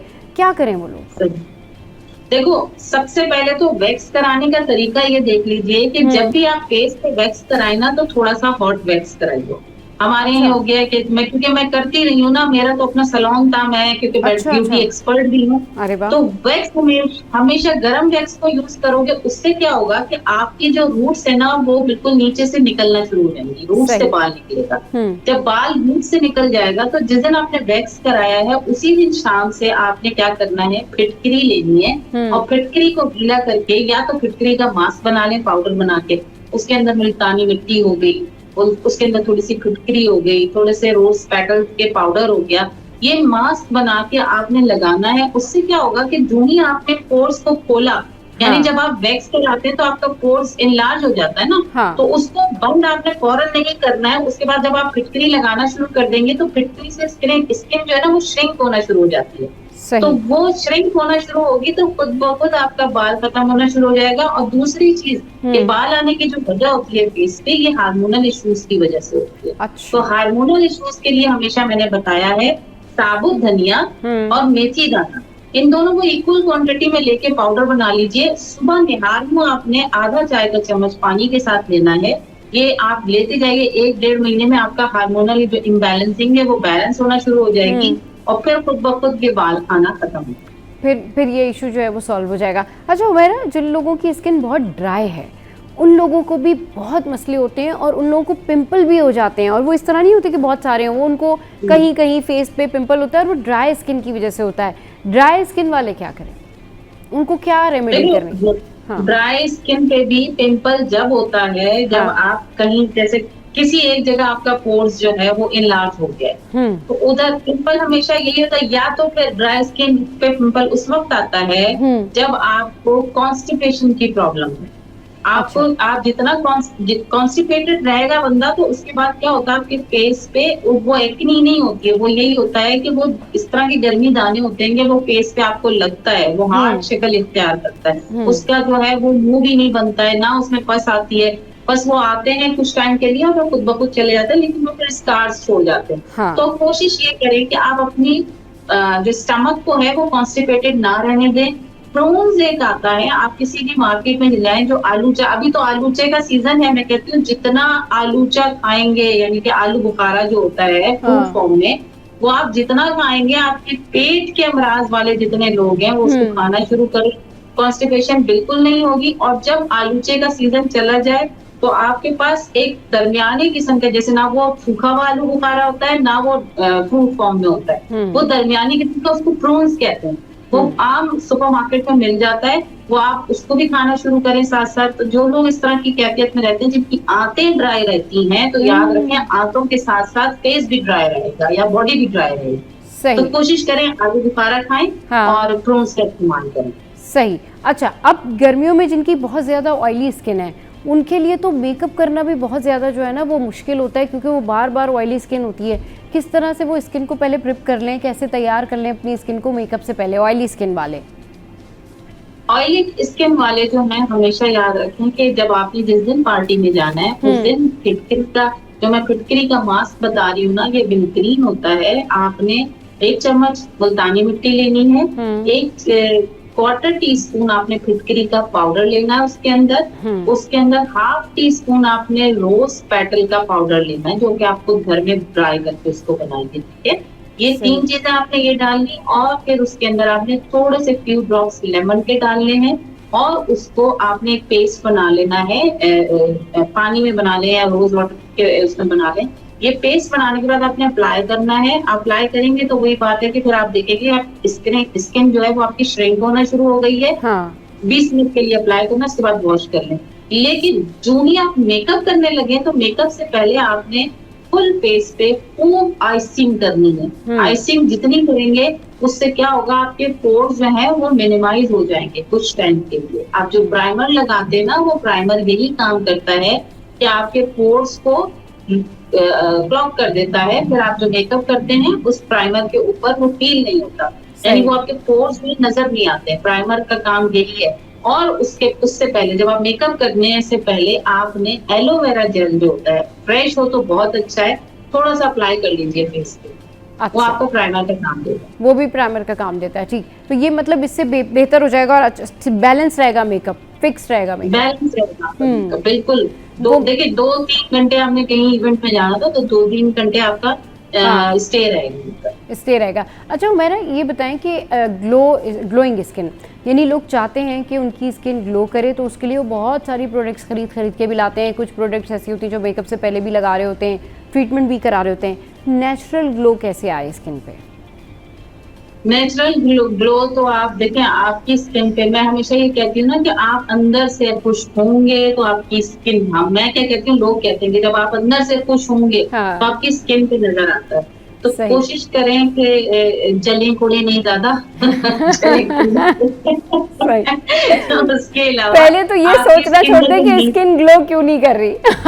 स्किन ग्लो क्यों नहीं कर रही, कोई बात नहीं। स्किन देखिए किसी चीज के पीछे भागना नहीं चाहिए। सबसे पहले आपकी स्किन बन जाएगी अच्छी, कोई ऐसा मसला नहीं है। बहुत सारी चीजें होती है घर में भी करने वाली स्किन ग्लो के लिए। आपके पास चावल का आटा आपके पास बेहतरीन घर में रखा होता है। आपने चावल का आटा बिल्कुल बारीक पीस के फिर भी चाय की चलनी में छानना है इसको। चलनी में छान के बिल्कुल जो पाउडर आपके पास मौजूद होगा ना, वो पाउडर ले लें और उसको आपने दही में, अगर आपकी स्किन ड्राई है तो आपने दही लेना है और दही में मिक्स करके आपने वो पाउडर लगाना है। कुछ भी ना डालें उसके अंदर। दूसरी तीसरी चीज में डाल ही नहीं है, चाहे तो सिर्फ हल्दी डाल दीजिएगा, ठीक है ना, पिंच, उससे ज्यादा हल्दी नहीं।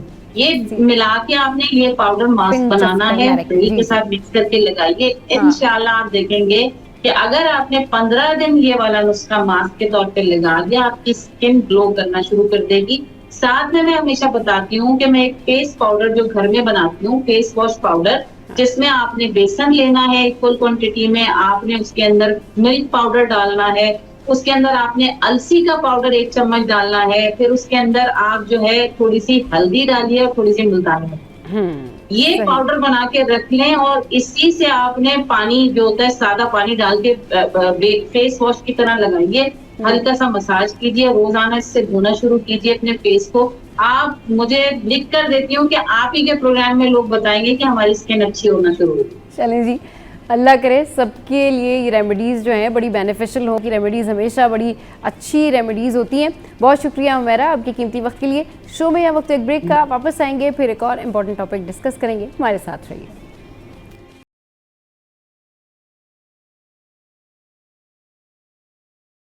Welcome back. अब एक और अहम टॉपिक पर बात कर लेते हैं and it's about negative thinking, over thinking. अच्छा, ये जो नेगेटिव थिंकिंग है इसको कैसे ओवरकम किया जाए? लोगों के जहनों में ये नेगेटिव थिंकिंग क्यों आती है? अब नेगेटिव थिंकिंग जो है वो किसी भी वजह से आ सकती है, यानी उसकी कोई रीज़न हो सकती है। आपका किसी से कोई झगड़ा है, कोई पुरानी राइवलरी है, या ख़ानदानी मसाइल हैं, या फिर आप वर्क प्लेस पर हैं, या ये नेगेटिव थिंकिंग आपको कभी कभी अपने लिए भी आती है कि मेरे साथ कुछ बुरा नहीं हो जाए, अभी पता नहीं मुझे कुछ हो जाएगा। और इसकी एक वजह, इसका एक कॉज डिप्रेशन भी होता है, और ये हिडन डिप्रेशन होता है। आपने देखा होगा बहुत सारे लोग ये भी सोच रहे होते हैं कि मुझे कुछ हो जाएगा।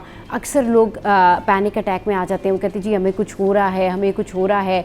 फिर जब वो चेक कराने जाते हैं, डॉक्टर अक्सर लोगों को कहते नहीं नहीं ये तो बिल्कुल ठीक है, नहीं नहीं शायद घबराहट हो गई थी, शायद कोई प्रॉब्लम हो गई थी। तो वो कब होता है? उस टाइम पर होता है जब आप अपनी थिंकिंग को, यानी आप अपनी नेगेटिव थिंकिंग को खुद ही कंट्रोल नहीं कर पाते। किसी के बारे में बुरा गुमान करते हैं वो एक अलग बात है, लेकिन खुद ये नेगेटिव थिंकिंग आपके लिए भी नुकसानदेह होती है। जब आप सोचते हैं कोई आप किसी ट्रॉमा से गुजरे, आप किसी हादसे से गुजरे, आपकी फैमिली में कोई ट्रॉमा हो गया, आप एक दफ़ा किसी जगह पर गए हैं, तो अब आप दूसरी जगह उस जगह पर नहीं जाएंगे just because of that negative thinking कि नहीं मैं पहले यहाँ से गुजरी थी, ये हादसा हो गया था, ये हुआ था। तो इन तमाम तर चीज़ों को कैसे ओवरकम किया जाए, अपनी लाइफ को टेंशन फ्री कैसे रखा जाए, इस पर बात करने के लिए नौशीन ने हमें ज्वाइन किया है। अस्सलाम वालेकुम Nausheen, good morning, welcome to the show. कैसी हैं आप?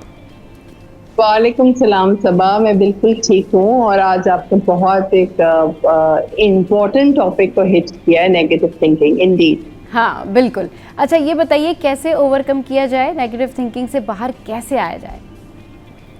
ठीक है सबा, जैसे आपने एक्सप्लेन किया, बेसिकली नेगेटिव थिंकिंग इज के आप किसी भी आउटकम के बारे में नेगेटिव सोचें, मनफी सोचें। हाँ। कि मेरे साथ बुरा हो जाएगा, मेरी हेल्थ बुरी हो जाएगी, मेरे साथ यहाँ कुछ नेगेटिव हो जाएगा। हाँ। जिसपे जैसे आपने जिक्र किया मुख्तलिफ रीजंस होते हैं, हाँ। लाइफ एक्सपीरियंस होते हैं, हाँ। ट्रॉमास होते हैं। हाँ। हाउएवर स्पीकिंग के इसको ओवरकम कैसे किया जाए? देखिए, नेगेटिव थिंकिंग इंसान, हमारी ब्रेन में एक अलार्म डिटेक्शन सिस्टम होता है, एक प्रोसेसिंग सिस्टम होता है, एक क्रिएटिव और लर्निंग सिस्टम होता है। सही। तो अगर हर वक्त हम और हर नेगेटिव थॉट बुरा नहीं होता, हम as human beings risk assessment करते हैं, हम प्रिकॉशंस लेते हैं। हाँ। हम अपनी डिसीजन मेकिंग करते हैं। So negative thinking is to be prepared, do your reality check, लेकिन still expect a bad outcome. ये नेगेटिव थिंकिंग है कि रियलिटी चेकिंग के बाद भी आप ये एक्सपेक्ट करें। तो इसमें बेसिकली कैसे बचा जाए सबा? आई फील इसके 3 टॉप फैक्टर्स हैं। एक तो सबसे पहले ये कि आप इसकी अवेयरनेस लाएं, इसकी थॉट डिटेक्शन करें। कितने लोग होते हैं वो ये समझते ही नहीं कि वो नेगेटिव थिंकिंग कर रहे हैं, वो कहते नहीं नहीं नहीं हम तो बहुत प्रिकॉशियस हैं, हम तो ऐसे ही जीते हैं, और फिर वो अपने नेगेटिव थॉट्स दूसरों पे प्रोजेक्ट करते हैं। So basically first and foremost is awareness of it. It's okay if you have negative thinking, but be aware of it कि no this is negative and I can treat it. Second is आप rewiring your brain. हमारी therapy में इसको जैसे different इसके तरीके हैं। CBT is one of the best ways, cognitive behavioural therapy इसको बोलते हैं। हाँ। जहाँ पे देखिए इंसानी दिमाग में सलाहियत होती है कि वो जिंदगी भर सीखता रह सकता है। हाँ। ये एक बहुत बड़ी खूबी अल्लाह ताला ने इंसानी दिमाग में रखी है। तो जो आप इसको फीड करेंगे वैसा वो बिहेव करेगा। So be aware, stay away from negative people, positive reinforcement करें, thought detection करें, healthy रहें, regulated रहें, अच्छी नींद रखें, अच्छे अपना हेल्थ रखें, और लोगों से, अल्लाह ताला ने भी कहा देख लोगों से अच्छा गुमान रखो, अपने आप से अच्छा गुमान रखो, जिंदगी से अच्छा गुमान रखो। So I feel negative thinking can be overcome by a variety of ways, given that you're aware कि आप negatively सोच रहे हैं। हाँ, अच्छा आपने कहा ना कि अपनी अच्छा गुमान रखो। अच्छा गुमान रखने के लिए भी लोगों को बड़ा पॉजिटिव होना पड़ता है। मतलब अगर हम यहाँ से स्टार्ट कर लें ना कि दो लोगों की आपस में लड़ाई है या दो लोगों का आपस में प्रॉब्लम है, तो अब क्या है कि अगर प्रॉब्लम है, प्रॉब्लम हुआ, ख़त्म हो गया। अब अगर आप उसके बारे में सोचते हैं कि अगला आपके बारे में क्या सोचता है और फिर अगर ऐसा होगा तो आप क्या करेंगे, तो I think this is too long. मतलब आप कैसे अपने दिमाग को इतना उलझा सकते हैं, आप किसी भी चीज़ में अपने दिमाग को क्यों इतना स्टक करेंगे, किस लिए करेंगे? वो तो आपके लिए, आपके ब्रेन में मज़ीद कॉम्प्लिकेशन बढ़ाएगा, आपके नर्वस सिस्टम को ख़राब करेगा। यानी एक तो आप नेगेटिव सोच रहे हैं, फिर दूसरा किसी और के बारे में सोच रहे हैं और ये सोच रहे हैं कि वो क्या सोचेगा और फिर आपने क्या करना है। You know this is too much long process. लोगों को मेंटली रिलीफ कैसे रहना चाहिए, कि कैसे रखना चाहिए? I feel Sabha, it's a difficult process. हाँ. However, अपनी mental sanity के लिए देखें, हम एक इंग्लिश में एक फ्रेज कहते हैं, हाँ. let go, don't know. Yeah. Let go मतलब जो भी आपका एक्सपीरियंस हो चुका है वो तो हाँ. हो चुका है, चाहे वो अपनी जातियात के साथ हो, माहौलियात के साथ हो, लोगों के साथ हो। And don't know, no matter आप कितने भी तुरफान है, आपको फ्यूचर नहीं पता, फ्यूचर कुछ भी हो सकता है। So let go, don't know needs to be our mantra, just staying in the present. आप अपनी ड्यू डिलिजेंस करें, आप अपने प्रिकॉशन लें, अच्छे से रहें लोगों के साथ, अपने आप को प्रोटेक्ट करें, लेकिन फजूल में एक लूप में ना अटके रहें ऑफ नेगेटिव थॉट। सही, बिल्कुल। So, yes. ये वो जो होता है ना कि आपका नेगेटिव थॉट जो है एक्चुअल में वही आपका ब्रेन ट्रैप है। आप अगर आप किसी चीज़ से ट्रैप नहीं होते, आप अपनी खुद की हैबिट, अपने ब्रेन थॉट, अपनी नेगेटिविटी की वजह से ट्रैप होते हैं। उस वजह से आप दूसरे के बारे में बुरा गुमान भी करते हैं, फिर दूसरों के बारे में। अच्छा, एक अल्टीमेट प्रोसेस है कि आपको पता चला कि भाई किसी ने आपके साथ ये बुराई की है, आपने वक्ती तौर पर गुस्सा निकाला और लेट गो कर दिया। कुछ लोग होते हैं उस चीज़ को नहीं छोड़ते, कुछ लोग होते हैं वो सारी चीज़ें छोड़ के एक ही प्रोसेस के पीछे पड़ जाते हैं। आई डोंट नो कि वो इतना टाइम कहाँ से निकालते हैं या क्यों वो अपने ब्रेन को खुद ख़राब कर रहे होते हैं। एक तो ये चीज़, दूसरी बात अपने लिए ही नेगेटिव क्या है। अपने लिए नेगेटिव ये है कि कोई नई चीज़ ट्राई नहीं करना। अपने लिए नेगेटिव ये है कि आप किसी भी एक्सपेरिमेंट से या किसी भी नई चीज़ से खौफज़दा हो जाते हैं और आपको लगता है कि आप नहीं कर सकते। वहाँ आपको अपने ऊपर खुद कॉन्फिडेंस नहीं होता। अपने ऊपर कैसे कॉन्फिडेंस बिल्ड करें, दूसरे के लिए कैसे बेहतर सोचें, इधर वो आपका एनिमी क्यों ना हो।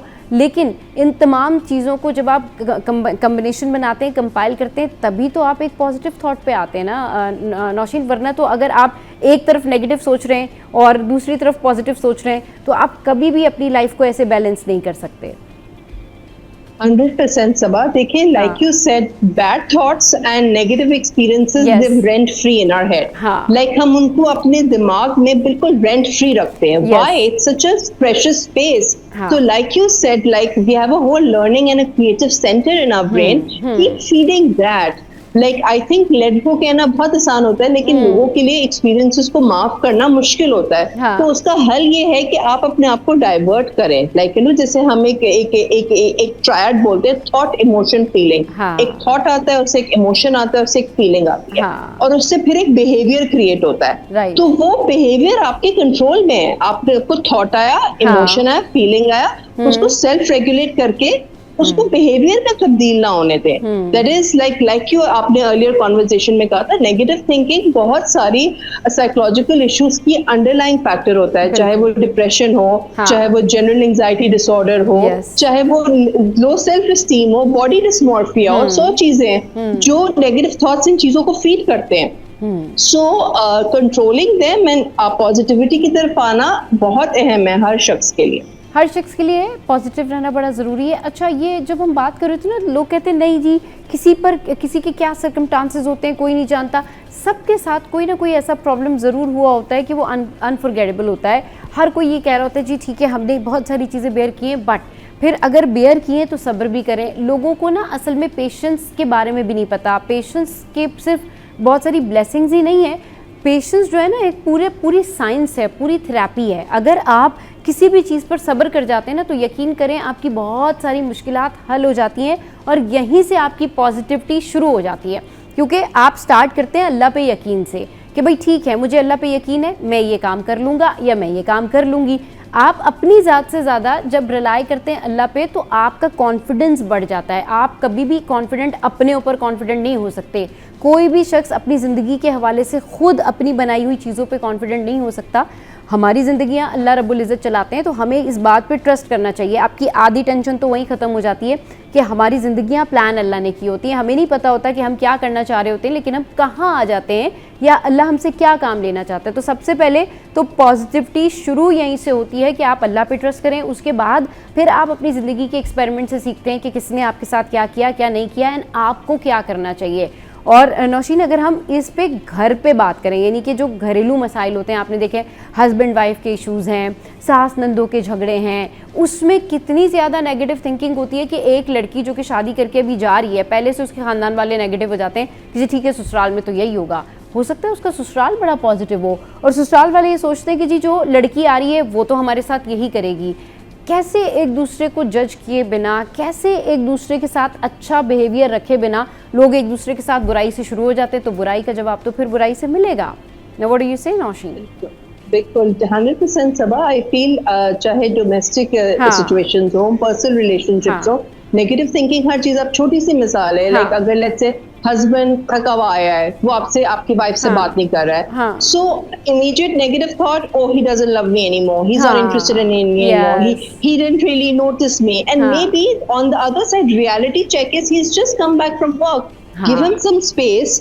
तो आप हमारी रियलिटी टेस्टिंग है वो अहम है। और हम अपने पुराने एक्सपीरियंसेस से की बेस के ऊपर नए डिसीजंस हर वक्त बनाते रहते हैं, जैसे अपने पेरेंट्स से क्या होता है, पुराने लूप में रहते हैं। तो हमें न्यू एक्सपीरियंस क्रिएट करना, किसी लेट्स से वाकई कोई डोमेस्टिक सिचुएशन हकीकतन किसी ने चाइल्ड एज अ चाइल्ड उसकी जिंदगी अच्छी नहीं रही हो, टीनेज खराब हुई हो, लेकिन फिर भी अल्लाह ताला ने हमें सलाहियत रखी हुई है कि नए एक्सपीरियंसेस बनाओ, अच्छा गुमान रखो और अच्छे आउटकम्स एक्सपेक्ट करो।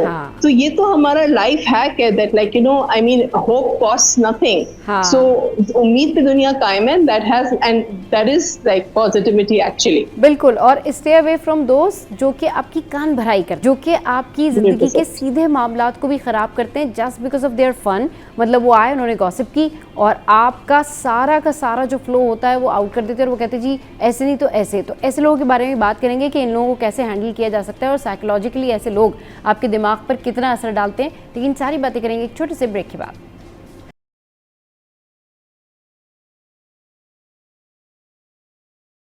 Welcome back. बात हो रही है कि अच्छा कैसे सोचें और नेगेटिव थिंकिंग को जो है कैसे हम ओवरकम कर सकते हैं। ये जो हमारे ऐसे थॉट्स आ रहे होते हैं कि पता नहीं क्या हो जाएगा, अब पता नहीं हमें ये चीज़ मिलेगी या नहीं मिलेगी। छोटी सी अगर बात करूँ ना मैं, कि शॉपिंग पे जा रहे हैं और आपने कोई चीज़ देखी हुई और आप उसको लेने जा रहे हैं, आप अभी रास्ते में आप कह रहे हैं नहीं वो तो किसी और ने ले ली होगी एंड ऑल दैट, बट अगर किसी और ने ले ली होगी सो व्हाट। अगर कोई चीज़ आपसे मिसप्लेस हो गई है सो व्हाट। अगर कोई चीज़ आपसे हैंडल नहीं हो सकी, यू आर ह्यूमन बीइंग, आप गलती कर सकते हैं, आप परफेक्शनिस्ट नहीं हैं। आपकी लाइफ में कुछ चीज़ें ऊपर नीचे हो सकती हैं, उसके लिए फिर आपको ग्रैटिट्यूड शो करना पड़ेगा। उसके लिए आपको ये रियलाइज़ करना पड़ेगा कि हम अपनी ज़िंदगियाँ खुद नहीं चलाते। नौशीन, लोग अपने किए हुए फैसलों के ऊपर कभी बहुत रेगरेट करते हैं और कुछ ऐसे फैसले होते हैं जो ज़िंदगी भर उनको तंग कर रहे होते हैं कि ये हमने क्या किया, ये हमने क्या किया। अब अगर एक डैमेज हो गया है, उसके बाद अगर तो वो रिकवर हो सकता है तो उस पर बात करें या उसके बारे में सोचें, लेकिन डैमेज हो जाने के बाद उस पर मुस्तकिल रेगरेट करते रहना, अपने आप को नेगेटिव बना लेना या किसी और के लिए नेगेटिव हो जाना, ये कितना मुश्किल हो जाता है दूसरों के लिए भी जो उनकी सराउंडिंग में होते हैं। जी सबा, इट्स जब हम खुद नेगेटिव होते हैं, जैसे आपने कहा कि हम उस पे से निकल नहीं पा रहे होते, उस ट्रैप में से नहीं निकलते। वो जो फर्स्ट ट्रैप होता है ना आपका, नेगेटिव ट्रैप होता है कि भाई आप यहाँ स्टक हैं, वहीं स्टक रहते हैं आप हर दिन को नया दिन समझ के नहीं गुजारते। आपके लिए हर दिन जो है वो पुराने दिन की वो सारी जो है वो चीज़ें लेके आता है जो आपको नेगेटिव कर देता है। Every day is a new day. हर दिन को कुछ नया सीखें, नया करें और आगे बढ़ें। जी Nausheen. And also Sabha, that I feel that when people don't, जब हम अपनी और नेगेटिविटी ओवरकम नहीं करते तो ये बहुत कंटेजियस है। हम अपनी नेगेटिविटी दूसरों पे प्रोजेक्ट करने लगते हैं। देखिए ये however you feeling, आपका जो भी ट्रॉमा है, कोई भी बैड एक्सपीरियंस हुआ, उससे डैमेज हो गया, now you have to let go and start a new day, like you said every day is a new day. वो करने में बहुत एफर्ट लगता है, जाहिर है सबके एक्सपीरियंसेस मुख्तलिफ होते हैं। हाउएवर उसको कंटेजियस करना अपने नेगेटिव, जैसे अगर आपका बैड एक्सपीरियंस हुआ है किसी बिजनेस में and somebody else is sharing his idea or his dream with you, तो आप अपनी सारी लिमिटेशंस उस पे प्रोजेक्ट कर देंगे, बिकॉज आप एक सर्वाइवल मोड में ऑपरेट कर रहे हैं, आप आउट ऑफ फियर ऑपरेट कर रहे हैं, because that is your auto, because you're a negative thinking loop. So in that way it's also important to keep away from these people. आपके love ones हैं, आप उनकी हेल्प करें, आप उन्हें गाइड करें, आप उन्हें अवेयर करें, लेकिन अपने आप को उनसे प्रोटेक्टेड रखें, क्योंकि वो अपनी लिमिटेशंस, अपने फियर्स आप पे प्रोजेक्ट करते रहेंगे, अपने नेगेटिव थॉट्स को आपको उसका हिस्सा बनाने की कोशिश करेंगे ताकि उन्हें वैलिडेशन मिले। एग्जैक्टली इसकी एग्जाम्पल इस तरह से है कि कुछ लोग एक जगह पर घूमने जाते हैं, वो वहाँ का कुछ और एक्सपीरियंस बताते हैं, फिर कुछ लोग और जाते हैं, वो वहाँ का कुछ और एक्सपीरियंस बताते हैं। तो मिलजुल के जो डोमिनेंट करता है, मतलब जो चीज़ ज़्यादा सुनने में आती है, वो नहीं भाई यहाँ नहीं जाना चाहिए, यहाँ पर कोई प्रॉब्लम है, यहाँ पर कुछ ऐसा है, तो आपको खुद भी एक्सपीरियंस करना चाहिए, लोगों पर नहीं चलना चाहिए। पहली बात ये, अच्छे दोस्तों का इंतखाब करें जो बैठ के आपसे मयारी बात करें, जो बैठ के आपको ये बताएं कि आप किस तरह से तरक्की कर सकते हैं, जो बैठ के आपको ये बताएं कि सीधा नेकी का रास्ता ये है, जो आपको ये बताएं कि भाई देयर इज़ आपकी कामयाबी का कोई शॉर्टकट नहीं है। जब तक आप मेहनत नहीं करते आप कामयाब नहीं होते, चाहे आप कोई भी फार्मूला पुट कर लें, चाहे आप कुछ भी कर लें, लेकिन कामयाबी आपको मेहनत से ही मिलती है। तो अगर कामयाबी आपने मेहनत ही करनी है तो वाई नॉट, आज से करें, कल से करें, इनिशियली स्टार्ट करें। अच्छे दोस्त आपकी जो है ना बहुत सारी चीज़ें चेंज करने में काम आते हैं। अच्छे दोस्त आपकी ज़िंदगी बदल देते हैं, क्योंकि वो रोज़ाना आपसे पॉजिटिव बात करते हैं, वो रोज़ाना आपको कहते हैं नहीं you can do that, okay fine, एक चीज़ हो गई है, इट्स ओके, अभी आगे बढ़ें। मगर जो आपकी गैदरिंग होती है ना, अगर वो नेगेटिव हो और वो कहें नहीं ये तो होता ही है, ये तो देखो ऐसे ही है, तो फिर लोग जो है वो उनका कॉन्फिडेंस भी शेक हो जाता है, वो कहते हैं मेरी सराउंडिंग में तो सब यही बात कर रहे हैं। जी 100%, and also Sabha, that the ability to rewire your brain through a good environment, through like feeding positive thoughts, हमारी साइंस आजकल उसको न्यूरोप्लास्टिसिटी भी कहती है, ये मुमकिन है। और जितनी अच्छी आप सोबत रखेंगे, वो कहते हैं ना you are a product of the top 5 people that you need the most. आप आइडेंटिफाई करें वो कौन से लोग हैं, वो आपकी पर्सनालिटी को इम्पैक्ट करते हैं। सो एंड लाइक जो आपने अर्लियर बात की थी, gratitude, trust in Allah, and just being okay with the fact that you don't know the future. कुछ फैक्टर्स हैं जो आपके इख्तियार में, वो कंट्रोलेबल है, कुछ अनकंट्रोलेबल फैक्टर्स हैं। तो अनकंट्रोलेबल फैक्टर्स के लिए एक अच्छा आउटकम एक्सपेक्ट करना पॉजिटिव थिंकिंग है। टॉक्सिकली पॉजिटिव नहीं होना चाहिए कि आप कोई भी प्रिकॉशन ना लें, कोई भी रिस्क असेस ना करें और बस हर वक्त पॉजिटिव रहें। लेकिन रियलिटी चेकिंग के बाद अच्छे आउटकम्स एक्सपेक्ट करना इज बेसिक पॉजिटिविटी, जो एज ह्यूमंस हम सबका हक है कि हम after we do our work, we complete our work, we expect a good outcome। फिर आगे अगर वो हमारी किस्मत में है, और अल्लाह का शुक्र है हमारा रिस्क, हमारी जिंदगी, हमारी मौत, हमारे कुछ मोटी मोटी चीजें, वो वाकई हमारा फेट है, वो वाकई अल्लाह ताला के हाथ में। हाँ, वो हमारे हाथ में नहीं है, बिल्कुल सही कह रही हैं। हाँ, so trusting the process and staying positive will only make us sane and happy। सही। अच्छा, वो कहते हैं ना कि अगर आपने अपने नर्व्स को कंट्रोल कर लिया, अगर आपने खुद अपने थॉट के ऊपर कंट्रोल कर लिया, तो आपकी ज़िंदगी में तो कोई मसला ही नहीं है। अगर आपने दिन में 2-4 दफ़ा सब्र कर लिया, दिन में 2-4 दफ़ा लेट गो कर लिया, तो आपकी ज़िंदगी में तो आधी टेंशन है ही नहीं। लेकिन आधी टेंशनें तो हम अपनी ज़िंदगी में खुद लेके आते हैं नौशीन। तो इसके लिए क्या कोई थेरेपी है, मतलब कोई दिमाग डाइवर्ट करने के लिए कोई चीज़ होनी चाहिए, लेट गो करने के लिए? बहुत सारे लोगों को नहीं समझ में आता, वो उसी थिंकिंग में फंसे रहते हैं, वही सोचते रहते हैं। आई थिंक सबा आपने बहुत अच्छी बात की है। आई थिंक हम थेरेपी में तो इसको definitely we also identified as an addiction, like you are so, वो आपकी इतनी फेमिलियर बैड फीलिंग्स आपकी जो होती हैं, आप उनके साथ इतना एसोसिएटेड रहते हैं कि आपको पॉजिटिव फीलिंग्स नहीं क्रिएट करनी, because for one of course you have an addiction pattern. Second, that also kind of वो आपको जिम्मेदारी से भी तो आपको बर्खास्ता कर रहे हैं ना। देखिए, पॉजिटिव थिंकिंग के लिए जिम्मेदारी लेना भी जरूरी है, आपको काम करना पड़ता है, आपको रियलिटी चेकिंग करनी पड़ती है, आपको एक रूटीन बनाना पड़ता है। सो व्हेन यू से नेगेटिव थिंकिंग, अक्सर जो नेगेटिव थिंकिंग के लोग होते हैं वो नेगेटिव थिंकिंग कर करके जो एक्चुअल वर्क है उसको भी अवॉइड कर रहे होते हैं, वो उस ट्रैप में भी फंसे होते हैं, कोई काम भी सही नहीं कर पा रहे होते। बिल्कुल ठीक कह रही हैं आप, क्योंकि वो इतना नेगेटिव होते हैं, वो अपने लिए भी नेगेटिव हो जाते हैं। ये सही और वो उसको मतलब देखिए कुछ करने के लिए, जैसे आपने कहा भाई आप एक्सपीरियंस तो करके देखिए, आपको एक्सपीरियंस के लिए काम करना पड़ेगा, एक्शन लेना पड़ेगा, तो ये लोग एक्शन भी तो अवॉइड कर रहे होते हैं। तो I don't want to label them as ये लोग, बिकॉज हम सबको नेगेटिव थॉट्स आते हैं, but all of us at some point are avoiding an action in the mask of negative thinking कि no no no something will go wrong, और हम तो पेसिमिस्टिक हैं और नहीं, लाइक यू नो, सो वो हम फिर जैसे हमारा जो ब्रेन की एनालॉजी है, हमारा जो अलार्म डिटेक्टिंग सिस्टम है, हम हर वक्त सर्वाइवल मोड में रहते हैं, हम उसी को एक्टिवेटेड रखते हैं, और अपने क्रिएटिव सेंटर्स, लर्निंग सेंटर्स, उनको हम फीड नहीं करते हैं। सो उसमें जैसे अभी हम बात कर रहे हैं, उसमें रिस्पॉन्सिबिलिटी, एक्शन भी रिक्वायर्ड होता है जो लोग अवॉइड करते हैं। सही, बिल्कुल। चलिए, बहुत शुक्रिया आपके वक्त के लिए। कीर्ति रोशन जो है उनकी बातें बड़ी ज़बरदस्त होती हैं, और जिस तरह से उनकी आइडियोलॉजी है, जो थ्योरी वो बताती हैं, दैट्स अमेजिंग। तो आई होप कि हम सब लोग अपनी ज़िंदगी में पीस चाहते हैं, और अल्लाह ताला हमारी ज़िंदगियों में अमन और सलामती भी रखे, लेकिन उसके लिए खुद हमें भी अपनी सोचों को जो है वो पॉजिटिव करना पड़ेगा, और पॉजिटिविटी से बहुत सारी चीज़ें जो हैं वो ठीक हो जाती हैं। आज के शो से फिलहाल इतना ही। ज़रूर फीडबैक दीजिएगा सोशल साइट पर। हंसते रहिए, मुस्कुराते रहिए। Keep watching Siri HN।